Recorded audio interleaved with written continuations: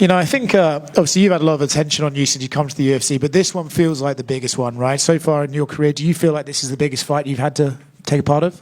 Yeah, definitely. Every fight that I have now is going to be the biggest fight in my career. Obviously, everything's a must-win, and co-main event slot on the best pay-per-view of the year, best fight card of the year. It's where I need to shine. Every fighter in their career has that one fight that sort of, in the eyes of the audience, proves them to be like a legit fighter, right? I think back to when Conor first fought Dustin. As he was coming through the ranks, suddenly everyone realised, like, oh, this guy's really good.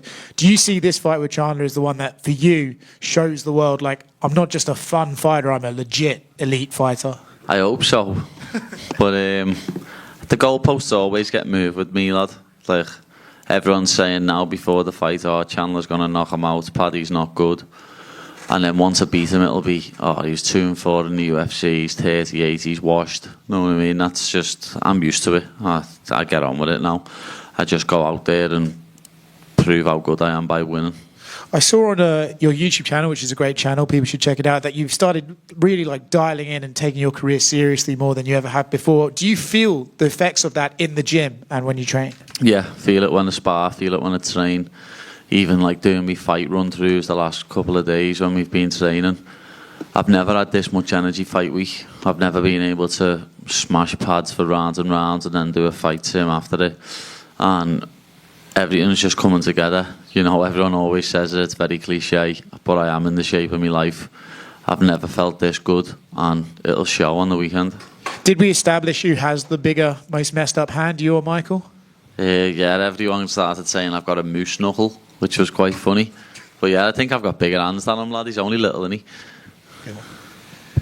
Paddy, right. You've used that phrase, you know, people are always moving the goalposts for you. And I remember you were saying something similar when you fought Tony and something similar when you fought Bobby Green or King Green. And then you said you kind of get on with it now. Did that ever bother you at all? And was there a moment when you were just like, all right, no, I got to move on from this? Nah, it's been happening since I was an amateur, since I was 16, you know. People saying, oh, he'd beat you, and then when I beat them, it's like, oh, he's not even that good.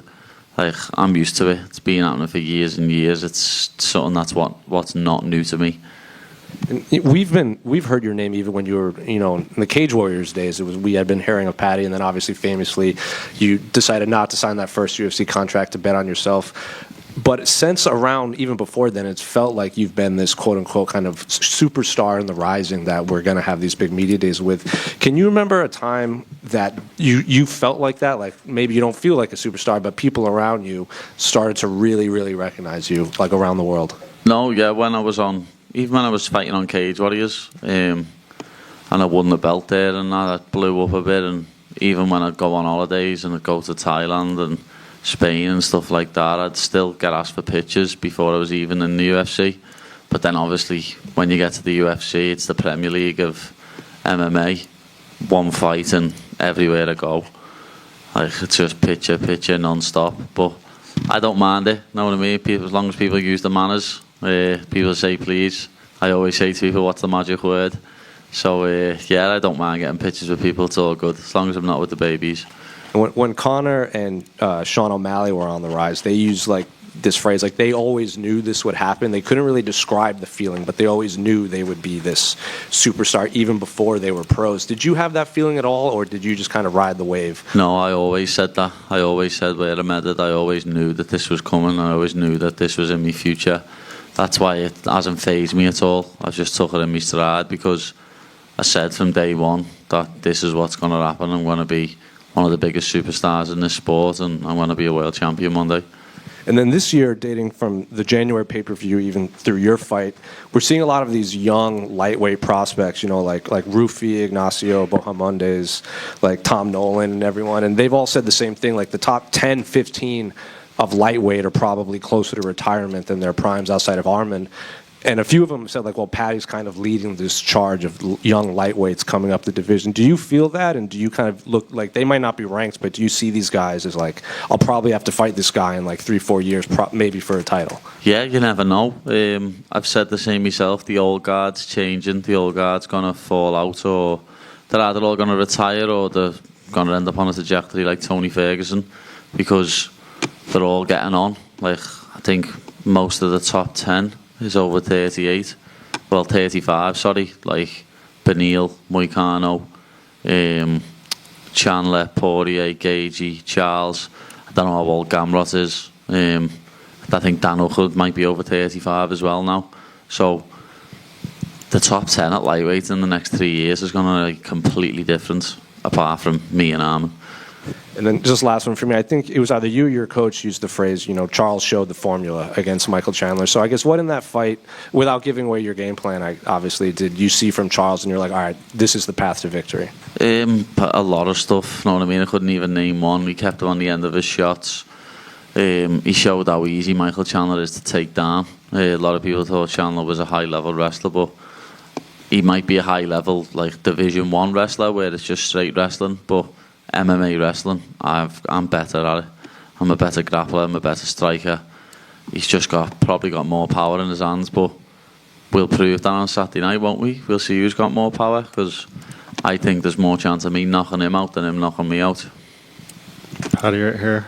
You mentioned all those names that are kind of on their way out of the division a little bit. Is that why you're trying to get these fights in as many as possible now? Because once they're gone, like you look at the great fighters in the sport, they have these names of the former champions and stuff on their resumes, and it's important to try to get as many of those as possible before they move on for your legacy. Yeah, of course. It'd be nice to get all the future Hall of Famers, because like Gagey, Poirier, definitely Charles. Like, if I could pick one of them to fight, it would be Charles Oliveira. He's got the most submissions in UFC history. Former champion, defended the belt twice. Well, missed weight one, but I'd still call that a defence. And I think me and him stylistically would be a brilliant fight. But as I say, I think Dustin's only having one more than retiring. But Gagey's another fight that I'd love to have. These are all names etched in the history of the lightweight division. They're all names that everyone knows and everyone recognises. So beating people like that, just be boss. Yeah, I saw Dustin Poirier is going to be a desk analyst for this event. Does that excite you that you're maybe going to have to make him say some really nice things about you with your... Yeah, I don't think he likes me very much, to be honest. But I know he dislikes Michael Chandler a lot more than me. So, yeah, it'll be quite fun to have a little chat with him after I've won. Paddy. Paddy right here, sorry. Molly retired recently. Obviously, the two of you are very close. You've had some big nights together, the Paddy and Molly show, that 22 event when the UFC came back to London for the first time since COVID. Was it hard seeing her hang them up, and was there part of you that was kind of wishing, hey, maybe we could do this one more time together? Yeah, of course. You know what I mean? I didn't want her to retire. I had a little inkling that she might do it, but I didn't think she'd just do it like that. The change of opponents really fucked her. You know what I mean? She was training to fight a striker and ended up getting a very high-level grappler on a week's notice. So it really messed everything up. But as I say, I had a little inkling she'd do it. I think she had it in the back of her mind that if she lost, she was going to retire.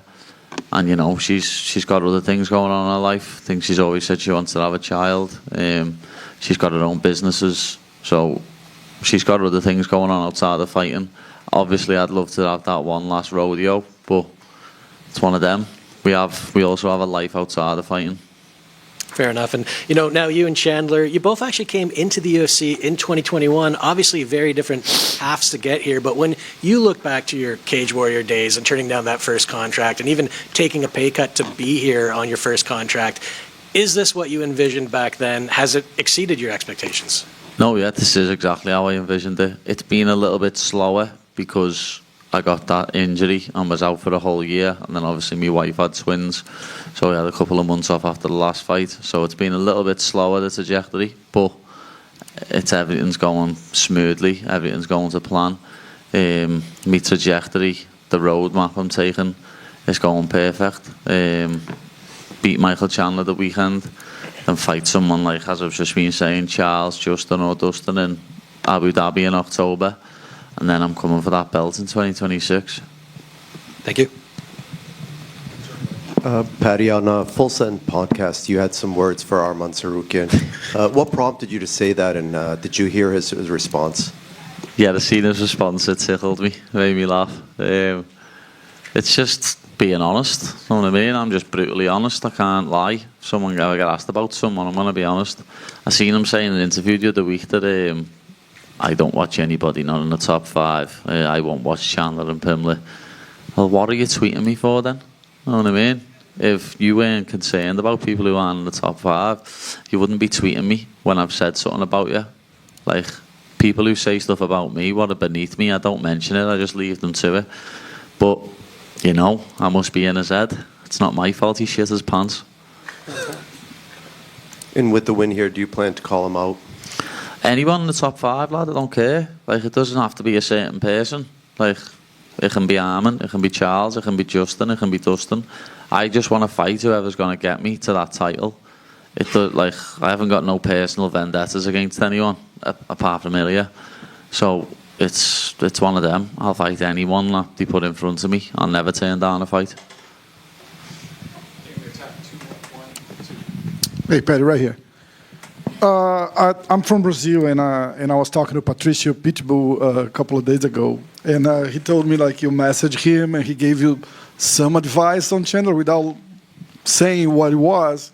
Is that something you plan on using on a fight? Yeah, definitely. I messaged him when we was at the press conference a couple of weeks ago.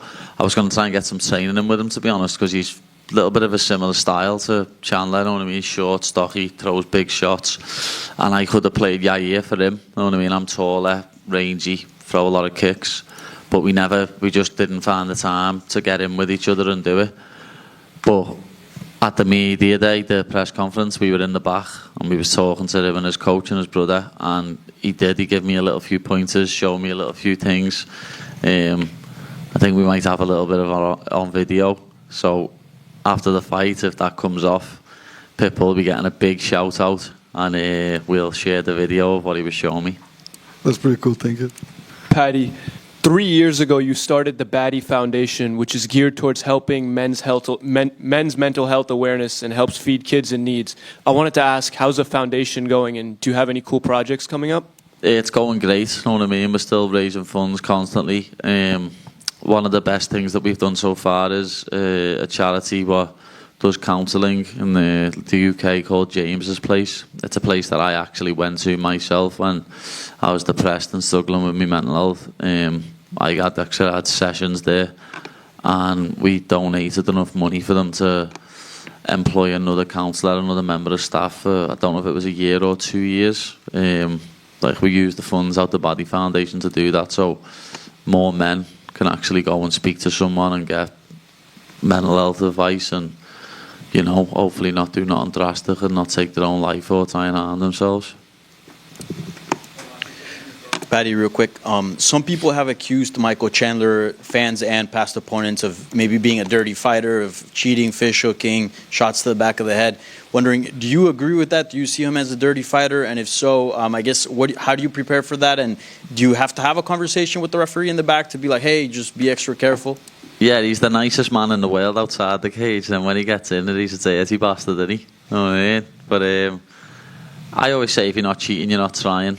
So I understand what he's trying to do. He wants to win, and that's the main thing when it comes to this game. But yeah, I probably will mention to the ref in the back, like, if he's going to grab me gloves and when I say, if he tries to poke me in the eye and stuff like that.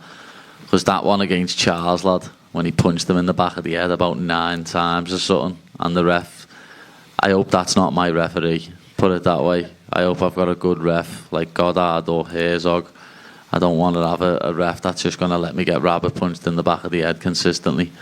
The one what he done to Gage, he was bad as well when he poked him in the eye, and then the ref went to stop it and he just punched him in the face as hard as he could. As I say, Chandler's a real nice fella outside the octagon. I've bumped into him yesterday and had a chat with him, but in there he's a very, very dirty man. Thank you. Good luck. Any more? No? All good.